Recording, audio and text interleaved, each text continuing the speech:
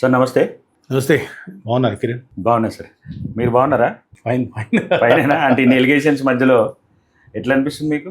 Allegations కొత్త కాదు, నాకు తెలిసి 8 years నుంచి నడుస్తున్నాను. 8-9 years నుంచి నడుస్తుంది. అంటే ఇప్పుడు ఐటీ వాళ్ళ ఇష్యూ అయితే అందరికీ తెలిసిందే.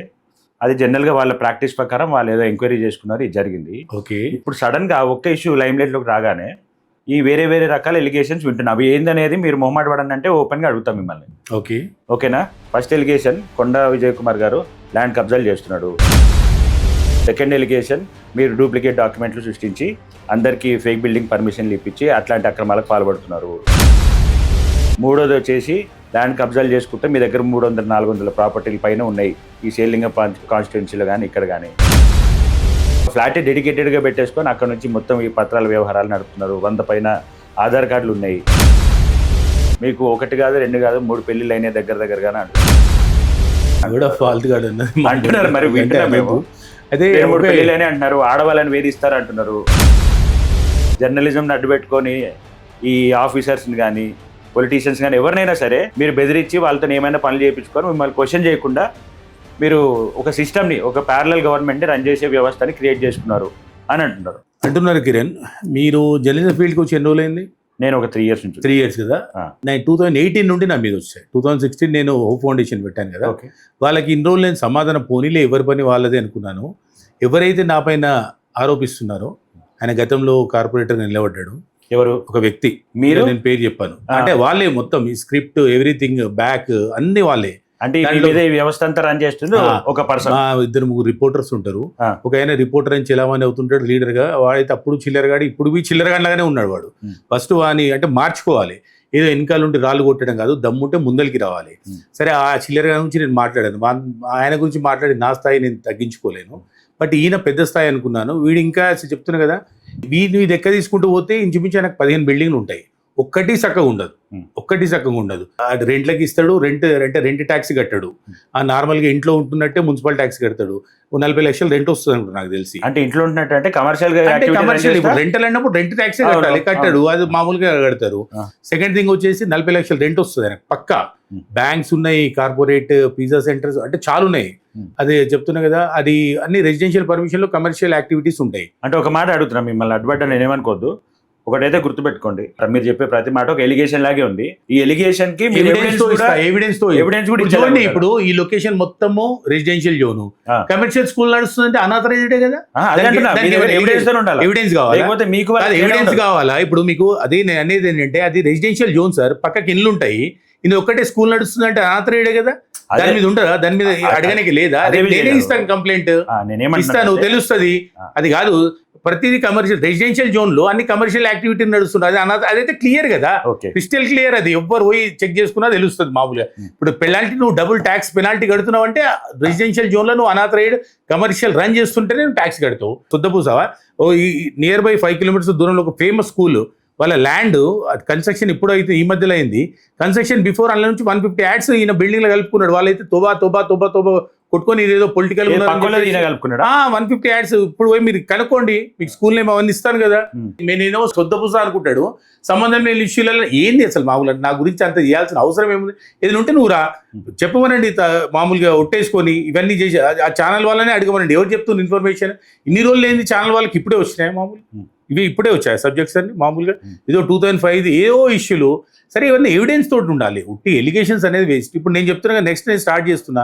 నా ఇష్యూ కాకముందా బిఫోరా నెక్స్ట్ వీకా నేను స్టార్ట్ చేస్తున్నా. ఎవిడెన్స్ తోటి నేను ఫైట్ చేస్తాను. చూడండి అప్పుడు మీరు ఎట్లుంటుంది మీరు చూడండి. సో ఇంకేమేమి చేస్తున్నారంటారు ఆయన చేసే ఇష్యూస్ ఏంటి? అసలు మీ ఇద్దరికి వైరం ఎందుకు వస్తుంది? నాకు ఈ మధ్య తెలిసింది. కొండా విజయ్ నేను ఏమనుకున్నానంటే, వీళ్ళు ఛానల్ లో లేదు అనుకున్నారు. తర్వాత తెలిసింది ఇదంతా పాత శత్రువులు. వాళ్ళు ఇంత ముందుగా చేశారు అదే పని మామూలుగా. ఇప్పుడు నేను స్టార్ట్ చేస్తాను, చూడండి ఎట్లుంటుంది అనేది వెయిట్ చేసి చూసుకోమని చెప్పాను. మామూలు వాడు చేసేది చెప్తున్నా కదా, టూ అన్న పనులు చేస్తాడు మామూలుగా. అవి ఇప్పుడు నేను తీసుకొస్తున్నా కదా. ఇప్పుడైతే నిజం రాదంటారు కదా. వాళ్ళు మీ మీద వేసిన ఎలిగేషన్ ఉన్నప్పుడు దానిలో ఎంతో వాస్తవం అంటే వాస్తవం ఏదైనా సరే ఎలిగేషన్ ఉంటాయి. మీరు చూస్తున్నారు కదా, ఇప్పుడు ఎలా ఉంటుందంటే, ఒకటి ఇన్సిడెంట్ అయ్యాక ఇన్సిడెంట్ చేసిపోయినాడు, నెక్స్ట్ ఎవరు అది ఎవిడెన్స్ లాగా అంటారు, కానీ అది ప్రూవ్ అయిన తర్వాతనే ఉంటుంది. అది కరెక్టే. ఇది అంతే. నేను ఎవిడెన్స్ తోటి, ఎవిడెన్సెస్ తోటి చాలా మంది ఉన్నారు, వాళ్ళంతా రెడీ ఉన్నారు అడగడానికి. మొత్తం తీస్తాం, డీటెయిల్స్ అన్ని తీస్తాం మామూలుగా. ఇట్లా డిస్ప్యూట్ ల్యాండ్ ఇన్వెస్ట్ చేసి ఏం చేసిన గోపన్పల్లిలో అన్ని తెలుసు మాకు. వెంకట తీస్తాం మామూలుగా. రెడీ ఉండమని చెప్పేసి మామూలుగా నేను చేస్తా ఎవరికి తెలియదు నేను చేసేది సొద్ద పూసారని అనుకుంటున్నాడు కదా, తెలుస్తుంది గల్లబట్టి బయటకు గుంజుతారు అప్పుడు తెలుస్తుంది మామూలు. తప్పకుండా ఇదే ఫైర్ తో మీరు యాక్షన్ తీసుకోబోతున్నారా? ఫైర్ ఇన్ని రోజులు 2008 నుంచి అడుగుతూనే ఉన్నారు. నేను హే పోనీ లేదు నా పనులే నాకు మస్తు ఉన్నాయి దునియా, వాళ్ళ ఒకటే బిజినెస్ చేసుకుంటూ కూర్చొని కదా, నా పనులు నాకు ఉన్నాయి చూద్దాం. ఇప్పుడు ఫైర్ ఉందా ఇంకేముందా అని తెలుస్తుంది, మీరే చూస్తుంటారు. పబ్లిక్కి సంబంధించిన కార్యాలయం ముందు ఆయన కాంప్లెక్స్ ఉంది, రోడ్లో ఆయన ల్యాండ్ ఇవ్వలేదు, గవర్నమెంట్ నుంచి టీడీఆర్ క్లెయిమ్ చేసిండు. అదైతే ఎంత తెలుసా, ఎంత వరెస్ట్ గవర్నమెంట్ ముంచిన, అదైతే ఎవిడెన్స్ తోటే కదా ఆయన టీడీఆర్ తీసుకున్నాడు, ఆ టీడీఆర్ వేరేలో అమ్ముకున్నాడు, అది అది ఆ రికార్డ్స్ తొందర వస్తున్నాయి నాకు. కరెక్టే, బట్ మీరు చెప్పేది ఆయన చేసిన ఒక అక్రమం దానిలో మీరు గవర్నమెంట్ కూడా లింక్ చేస్తున్నారు, మీకు ఇది అర్థమవుతుంది? కరెక్టే కదా, ఇప్పుడు పోయి చూస్తే తెలుస్తుంది కదా వాళ్ళ బిల్డింగ్ పోయి. కాదండి, అంటే గవర్నమెంట్ అధికారులు అంతా ఏం చేస్తున్నారు అప్పుడు అంటున్నాను నేను. అధికారులు అంటే ఇప్పుడు ఎలా ఉంటుంది సార్, అధికారులు ఏది వాంటెడ్ చేయరు, వాళ్ళు సిస్టమేటిక్ గా చేయాలి, వాళ్ళకు ఉన్న ఓవర్లోడ్ బర్డెన్ కొన్ని అన్ని వాళ్ళ నోటీసులు ఉండాలని తెలియదు. అక్కడ మీరు చెప్పే ఒక ఎక్స్పర్సన్ తో పాటు గవర్నమెంట్ ఆఫీసర్స్ కూడా లింక్ చేసినట్టు ఇప్పుడు తెలిస్తే మాత్రం ఖచ్చితంగా నా విషయాలు నన్ను అడుగుతారు, వాళ్ళ విషయాలు వాళ్ళు అడుగుతారు. ఎవరైనా किधर का दूध पानी का पानी हो जाएगा ना, బస్ ఉన్నాయి. బట్ దీని తర్వాత మళ్ళీ మీ మీద ఏమైనా కాన్సిక్వెన్సెస్ వస్తే? నావి ఎట్లాగో నేను ఇప్పుడు రెడీ అయ్యాను కిరణ్, ఇప్పుడు రెడీ అయ్యాను, నాది లైఫ్ టైం వరకు నాది ఉంటుంది కంటిన్యూ. నేను ఇప్పుడే క్లోజ్ కావాలని కూడా నేను కోరుకోవట్లేదు, ఐఎమ్ రెడీ ఫర్ వార్, బస్ అంతే. వార్ డిక్లేర్ ఎస్ అంతే, నేను రెడీ అయిపోయాను. నేను ఏదో భయపడుతూ నేను రెడీ అయ్యాను. నేను ఇప్పుడు మా ఇంట్లో అడిగారు ఏంటి కాంట్రవర్సీ అంటే, కొన్ని 4-5 రోజులు ఉంటుందా అని ఫ్రెండ్స్ అడిగితే ఉండదు, నెవర్ ఎండ్ అని చెప్పి. నెవర్ ఎండ్, నేను రెడీ ఉన్నాను మామూలుగా. ఇప్పుడు వీళ్ళు ఇది చేస్తారు, నెక్స్ట్ ఇంకోటి చేస్తారు, నెక్స్ట్ ఇంకోటి చేస్తారు, అన్నిటికీ మనం ఆన్సర్ చెప్పాలి కదా. మన మీద ఎలిగేషన్ తెచ్చిన మన మీద ఊరుకుంటాం? ఊరుకోవద్దు కదా, ఎక్కడ ఊరుకోరు కదా, ఊరుకోరు కదా. మన మీద పెండ కొట్టినప్పుడు మనం కూడా కొట్టాల్సిందే. అంటే నేను కూడా పర్సనల్ గా ఇప్పుడు మనం 3-4 days బ్యాక్ ఒక పోడ్కాస్ట్ మిమ్మల్ని అడిగి నేను చేసా, బట్ మళ్ళీ వాళ్ళ కలవడానికి కారణం ఏంటి అంటే, నేను రిక్వెస్ట్ చేసి ఈ ఏవైతే ప్రచారాలు జరుగుతున్నాయో, విస్తృతంగా జరుగుతున్నాయో, అవి లెవెల్ దాటి ఒక్కోటి యాడ్ ఆన్ అయితే వస్తున్నాయి. అంటే వాళ్ళకి ఏమైపోయిందంటే, నేను ఏదో ఒకటి చేసేసి అమ్మో తప్పైంది మాకు ఎట్లా అనిపిస్తుంటే దానిలో నిజం ఉందా ఏంది అనే ఒక ఆలోచన వచ్చేసి మిమ్మల్ని అసలు మీడియా వాళ్ళకి నిజం తెలియడానికి 8 రోజులు 9 రోజులు అవసరం లేదు. నాకు తెలిసి లాస్ట్ ఫ్రైడే నుంచి ఇవాళ ఫ్రైడే అండి. లాస్ట్ ఫ్రైడే 10 o'clock స్టార్ట్ అయింది, ఇవాళ ఫ్రైడే ఇప్పుడు ఎంత అవుతుంది, 7 అవుతుంది. ఇంకా ఎన్ని రోజులైనా సరే మామూలుగా ఇక్కడ పోదు కదా. ఎవిడెన్స్కి అయితే మీడియా వాళ్ళకి, మీడియా పీపుల్కి ఆన్సర్స్ ఆఫీసర్స్ అయితే ఈజీగా ఇస్తారు. సరే, ఆన్ రికార్డ్ ఒక మాట అడుగుతున్నా, మీరు ఏవైతే కొన్ని ప్లేసెస్ చెప్పారో వాళ్ళు చేస్తున్న ఇష్యూస్, అంటే కమర్షియల్ గా ఇచ్చుకుంటూ డొమెస్టిక్ రెంట్, నో డౌట్ పక్క గల్లీలో అవును, అవి మా ఛానల్ కి మీరు ఎవిడెన్స్ ఇస్తారా? మేము దాని మీద రిపోర్టింగ్ చేయడానికి రెడీగా ఉన్నాం, మీరు మా ఛానల్ కి ఎవిడెన్స్ ఇస్తారు? ఖచ్చితంగా ఇస్తాను, మామూలుగా ఖచ్చితంగా ఇస్తాను. మామూలుగా మీరు పోయి చూస్తే మీరే అంటారు కదా, ఇక్కడ కొద్దిగా ముందుకు వెళ్ళండి, రైట్ సైడ్ వెళ్ళండి, పోతుంటే స్కూల్ కనిపిస్తుంది. అంటే ఇక్కడ మీకు సపోర్టర్ లేకపోతే ఎవరికో విరోధం అని కాదు, బట్ జెన్యున్ గా సొసైటీలో ఇట్లాంటి ప్రాబ్లం జరుగుతుంది అంటే మేము దాన్ని చాలా మంది అంటున్నారు, రెసిడెన్షియల్ జోన్ లో స్కూల్ కి వేయడం ఏంది రెంట్ అని అంటున్నారు. సరే, పాత ఇంటి ఇచ్చిండ్రు, కొత్తగా గట్టి దానికి ఆక్యుపెన్సీ గిట్ట లేదు, ఆ బిల్డింగ్ కి ఇచ్చి పడేసి. అంటే స్కూల్ తీసుకుంటారు 4 లక్షలు 5 లక్షలు రెంట్ తీసుకొని ₹1,00,000 తీసుకుంటారని చూపిస్తారు. మిగతాదంతా నడుస్తుంది, దానిలో స్కూల్ నడుస్తుందా? నడుస్తుంది. దానికి పర్మిషన్ ఎట్లా వచ్చింది? పర్మిషన్ ఎలా ఉంటుంది అంటే, బిల్డింగ్కి ఇస్తారండి, స్కూల్ వాళ్ళు ఇచ్చేస్తారు మామూలుగా. స్కూల్స్ పర్మిషన్కే సరే అంటే మామూలుగా ఈ వ్యవస్థలో చిన్న అడ్జస్ట్మెంట్లు అవి నడుస్తుంటాయి మామూలుగా. కానీ అక్కడ చుట్టుముట్టు వాళ్ళు ఆబ్జెక్షన్ గిట్టే చేశారు అప్పుడు, వద్దు రెసిడెన్షియల్ జోన్లో స్కూల్ వద్దు అని చెప్పేసి. ఆయన ఏముంది, ఈయన ఇన్ఫ్లుయెన్స్ అదే టైప్ కదా, ఇక్కడ దూరంలో పోతే పెద్ద అపార్ట్మెంట్లు కట్టేసేసి అన్ని హాస్టల్కి ఇచ్చి పడేసింది. హాస్టల్ ఎవడన్నా రెసిడెన్షియల్ జోన్ హాస్టల్ ఇవ్వచ్చా? ఇవ్వద్దు.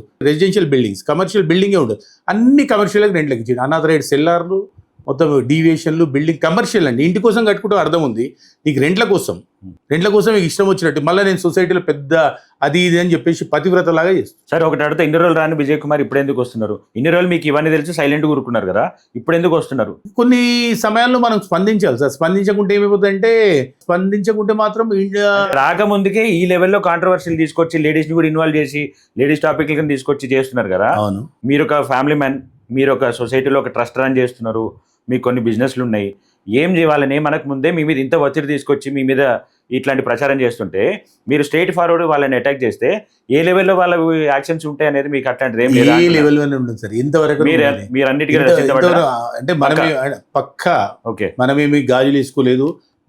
ఇది దీని పవర్ మీకు చెప్తే పరిశాన్ అయిపోతుంది. ఇది మామూలుగా అదే చూడండి ఒకసారి, మామూలుగా గాజులు వేసుకుంటేనే భయపడాలి. ఇది చూడండి ఎట్లుంది అనేది. మామూలు ఈ జాలు ఇది ఉన్న రోజులు నన్ను ఎవరు పీకలేదు గిట్ట. నేను తప్పు చేస్తే ఖచ్చితంగా బగాయించి కొడతారు, బట్ తప్పు చేయనందున ఎవరిని పీకేది గిట్ట లేదు. సో ఓపెన్ స్టేట్మెంట్, కొండ విజయ్ గారు అయితే తప్పు చేయలేదు. ఇప్పుడు అటాకింగ్ స్టార్ట్. మీరేం తప్పు చేయలేదు కదా? చేయలేదు అంటే చేయలేదు, చూస్తూనే ఉన్నారు కదా మీరు. చేసిన దానికి ఏదంటే తెలియక ఏదైనా చేసి ఉంటే అది ఓకేనండి. ఇప్పుడు ఈ ఎలిగేషన్స్ లో మటుకు ఎటువంటి వాస్తవం లేదు కదా. ఎవిడెన్సెస్ మీకు ఏం చేసినా రావు సార్. దొరకాయి, ఉంటే దొరుకుతాయి ఖచ్చితంగా. అంటే ఎవిడెన్స్ లేకుండా చేశారా మీరు? ఎవిడెన్స్ చేయకుండా అంటే చేసేదానికి ఎవిడెన్స్ లేనిది వాడు అంటే ఏ పనే చేయడు. కాదండి, నేను అడుగుతున్న క్వశ్చన్ ఏంటంటే మీరేమన్నా గతంలో చేసి ఉంటే ఎవిడెన్స్ లేకుండా అంటే చేశారా వాళ్ళు లేదా అసలు చేయలేదా సార్, మీరు? నాకు తెలిసి వాళ్ళ దగ్గర ఎవిడెన్సెస్ ఉండుంటాయి, బయట పెట్టమనండి. ఆ. బయట పెట్టమనండి, బెస్ట్ కదా. ఇక అప్పుడు ఎవరిని ఏం చెప్పేది, ఇప్పుడు పాపం వాళ్ళు పెద్దవాళ్ళు సమాజంలో. ఆయన 2010లోనే ఒక కార్పొరేటర్గా కాంటాక్ట్ చేసిండు వ్యక్తి, ఈ షేలింగంపల్లి ఏరియాలో ఎక్కడో చేసిండు. అంత పెద్ద వ్యక్తికి ఎవిడెన్సెస్ లేని ఇంట్లో కూర్చొని ఎవిడెన్సెస్ ఉండుంటాయి సార్ పక్కా ఆయన దగ్గర. కానీ నా దగ్గర ఏం ఎవిడెన్సెస్ ఉన్నాయనేది వాళ్ళకి నేను చెప్తాను. తెలియదు. కూర్చుందాం మామూలు, నువ్వేం చేసినావు నేనేం చేసినావు ఇద్దరం కూర్చుందాం మామూలు, తెలుస్తుంది కదా, అప్పుడు అన్నీ తెలిసిపోతాయి కదా. అప్పుడు కూడా మమ్మల్ని పిలుస్తారా? బెస్ట్ రమ్మని చెప్పండి. నేను డిబేట్ కి ఓ పని చేస్తాను, నా వెనకాల ఉండి డ్రామాలు ఆడే వాళ్ళకి ఒకటే చెప్తున్నా, రమ్మనండి. నేను ఎలిగేషన్ చెప్పండి. ఇంకా నేను నా వెనకాల డ్రామాలు ఎవరైతే దోతుండో వాడైతే చిల్లరగాడు, వాడు ఇంకా చిల్లరైనా ఉంటుంది మన జీవితం. ఒక వ్యక్తికి ఇంకిద్దరు ముగ్గురు ఉన్నారన్నారు, వాళ్ళు ఉన్నారా లేదా తెలుస్తుంది నాకు 2 days. ఆ వ్యక్తికి ఒకటే చెప్తున్నా, నేను ఎలిగేషన్ చేసేదానికి ఎవిడెన్సెస్ తెస్తా, నువ్వు ఎలిగేషన్ చేసేదానికి ఎవిడెన్స్ తీసుకురా. ఉట్టిగా కూర్చొని నీ దోస్తులే నిన్ను తూ అని నమ్ముతారు, అది గుర్తుపెట్టుకో. నీ దోస్తులు నిన్ను తూ అని నమ్ముతారు, అది నువ్వు మర్చిపోయేసి వ్యవహరిస్తున్నావు, ఇది కరెక్ట్ కాదు. సరే చూద్దాం, మామూలు నువ్వు స్టార్ట్ చేయి, నేను స్టార్ట్ చేస్తా, ఏం చేద్దాము, ఎవడు ఎంతవరకు పోతాడో చూద్దాం. ఇది నేను చెప్తున్నా కదా, నా ఛాలెంజ్. చలో దేఖ్ లేంగే.